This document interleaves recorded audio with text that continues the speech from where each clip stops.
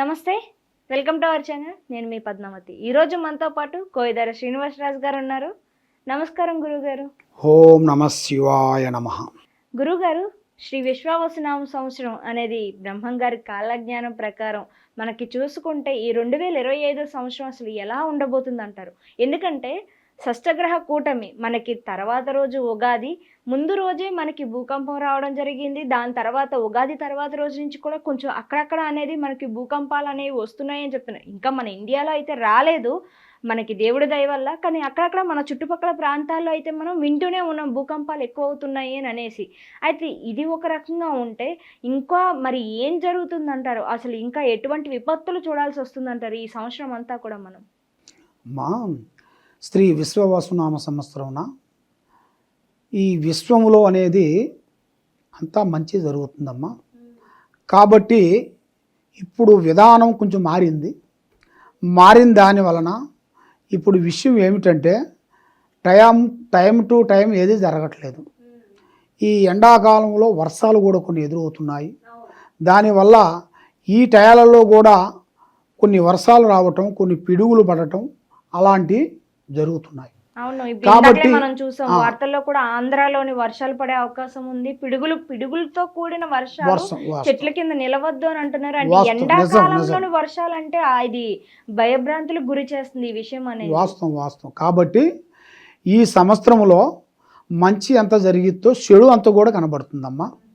ఎందువల్ల అంటే ఇప్పుడు కొంత సముద్రంలో అనేది ఎక్కువగా కనబడుతుంటుంది. సముద్రములో కొన్ని పడవలు కానీ కొంత ప్రళయం అనేది కొంత సముద్రంలోనే స్టార్ట్ అవుతుంది. అక్కడ స్టార్ట్ అయిన ప్రళయం అనేది అది మనకి కొంత భూకంపాల రూపంలో అనేది వస్తుంటుంది. మనకి ఆల్రెడీ ఇంతకుముందు ఈ పక్క మనకు జరిగింది కదా, గుజరాత్ సైడు ఆ పక్క జరిగింది కదా. తర్వాత మళ్ళీ ఒకసారి మనకి హైదరాబాదులో కూడా సంఘటన కొంచెం కనబడింది కదా. కొన్ని ఏరియాలలో కొన్ని ఏరియాలలో కొంత భూమి కదలటం కానీ వణకటం కానీ అలాగ మనకి హైదరాబాదులో కూడా కొంత కనబడింది. కాబట్టి ఈ హైదరాబాదులో కూడా అలాంటి ప్రళయమే రాబోతుంది.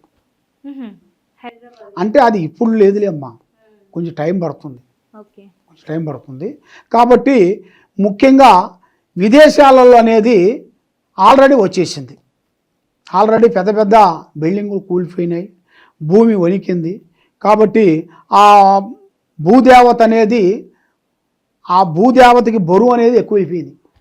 అంటే ఆడపిల్లకి ఎంత ఓర్పు ఎంత నిదానం ఉంటుందో అని చెప్తారో ఆ భూదేవతకు కూడా అంత ఓపిక ఉంటుంది కదమ్మా. ఆ ఓపిక నశించినప్పుడు ఇలాంటి సంఘటనలు జరుగుతుంటాయి. దాని తర్వాత కొంత బంధుమిత్రుల్లో కానీ అక్క చెల్లెల్లో కానీ వాళ్ళకి కొన్ని సంఘటనలు కూడా మనం చూస్తుంటాం. కొంతమంది లేనిపోయిన కొన్ని లింకులు పెట్టుకుంటుంటారు. అంటే ఒక అల్లుడిని కలుసుకోవటం, తర్వాత బిడ్డ తండ్రితో తప్పు చేయటం, ఇలాంటి సంఘటనలు మనం వింటున్నాం. అలాంటి ఈ మానవులు అందరూ కలిసి కొంత జాగ్రత్త తీసుకోకుండా ఏం కాదులే అన్నట్టుగా ఎవరి సక్కన వాళ్ళు పాటించుకుంటూ పోతే ఇంకా ప్రళయం వచ్చే మార్గాలు కూడా పెద్ద ప్రళయాలు కూడా వచ్చే మార్గాలు ఉన్నాయి.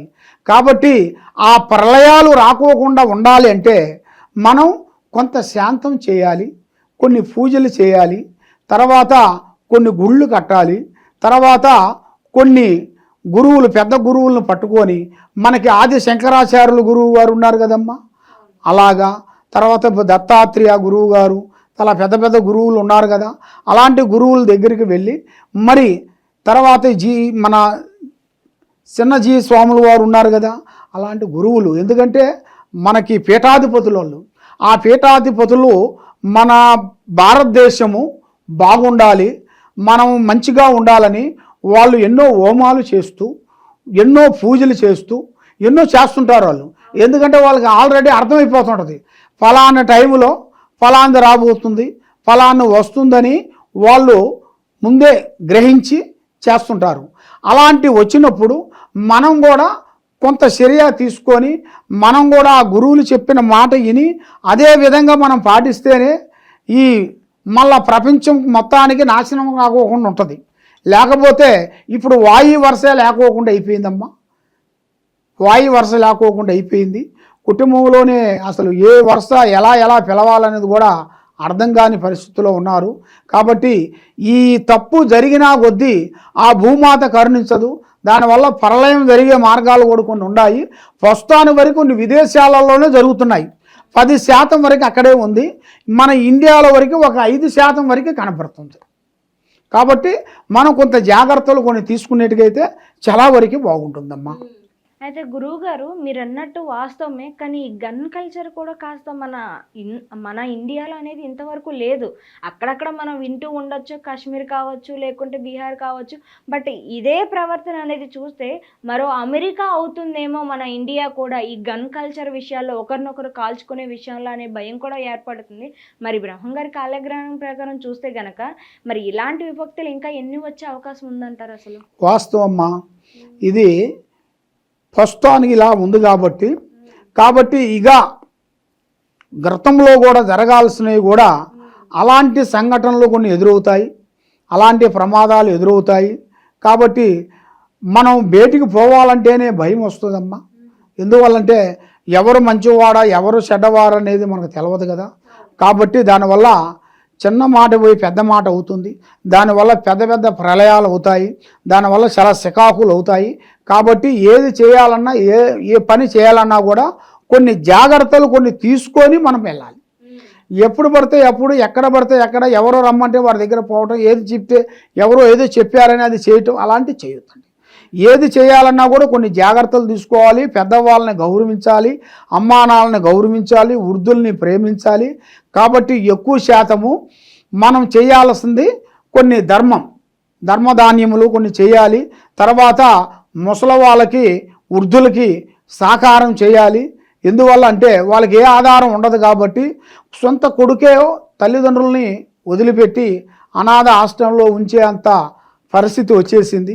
కాబట్టి వాళ్ళు సంపాదించిందో కావాల్సి వచ్చింది. కాబట్టి వాళ్ళకి సేవ చేయకోకుండా ఆ విధంగా జరుగుతున్నాయి.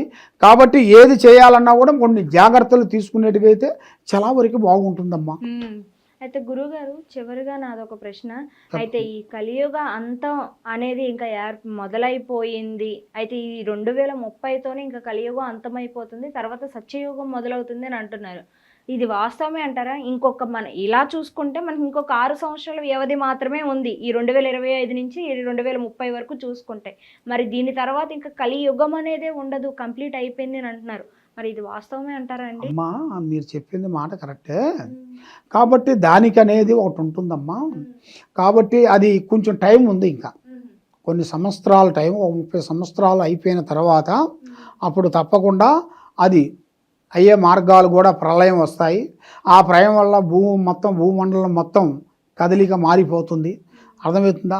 ఈ భూమి మనకి ఎలా తిరుగుతుందనేది ఎంత సత్యమో అమ్మా, అదే విధంగా ఆ కొన్ని ప్రళయాలు, కొన్ని భూకంపాలు కొన్ని వస్తాయి. దానివల్ల జనాభా కూడా చాలా వరకు ఆ వీరబ్రహ్మంగారు చెప్పినట్టుగా ఈశాన్యం నుంచి కొంచెం విశ్వగాలులు వచ్చినాయా, ఆ విశ్వగాలులతో జనాలంతా మరణం పొందేనాయా అన్నట్టుగా మనకి ఆల్రెడీ వైరస్ కూడా ఇంతకుముందు వచ్చింది కదమ్మా. ఇంతకుముందు కరోనా వైరస్ వచ్చింది కదమ్మా.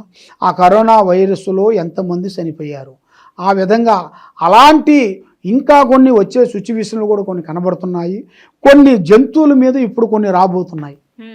ప్రస్తుతానికి వరకు జంతువు రూపంలో కొన్ని రాబోతున్నాయి. ఇప్పుడు ఆ జంతువు రూపం వచ్చిన తర్వాత అప్పుడు మానవ రూపంలో రాబోతున్నాయి. ఆ మానవ రూపం వచ్చిన తర్వాత జంతు రూపం మొత్తం నాశనం అయిపోతాయి. జంతువులు, చెట్లు అవన్నీ మొత్తం క్లోజ్ అయిపోతాయి. అవి అయిపోయిన తర్వాత మానవ రూపంలోకి వచ్చేస్తుంది. అప్పుడు మనకి ఈ మొత్తం ఈ భూమండలం మొత్తం నాశనానికి ఎదురవుతుంది అని వీరబ్రహ్మంగారు చెప్పారు. అదే విధంగా జరుగుతుంది.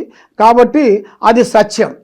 చాలా చక్కగా వివరించారు గురువు గారు. అయితే బ్రహ్మంగారి కాలజ్ఞానం ప్రకారం చూసుకుంటే గనక మంచి ఎంత ఉందో చెడు అంతే ఉంది మీరు చెప్పినట్టుగా. కానీ ప్రస్తుతం ఉన్న సిచ్యువేషన్లో ప్రతి ఒక్క పరిస్థితి కూడా మానవుణ్ణి భయపెట్టే విధంగానే ఉన్నాయి. మరి రానున్న రోజుల్లో ఏం జరగబోతుంది అనేది కూడా మనం వేచి చూడాల్సి ఉంది. కానీ ఇంత చక్కగా వివరించినందుకు మీకు కూడా ధన్యవాదాలు. ఓం నమః శివాయ నమః. మీకు ఎటువంటి సమస్యలు ఉన్నా, కుటుంబం కావచ్చు, విద్య, ఉద్యోగ, వ్యాపారం ఇలాంటి ఎన్ని సమస్యలు ఉన్నా కూడా ఆ సమస్యలన్నిటికీ కూడా పరిష్కారం కోయదర శ్రీనివాసరాజు గారు చూపిస్తారు. మరి కింద ఉన్న నెంబర్కి కాల్ చేసి మీ సమస్యలకు పరిష్కారం తెలుసుకోగలుగుతారు. ధన్యవాదాలు.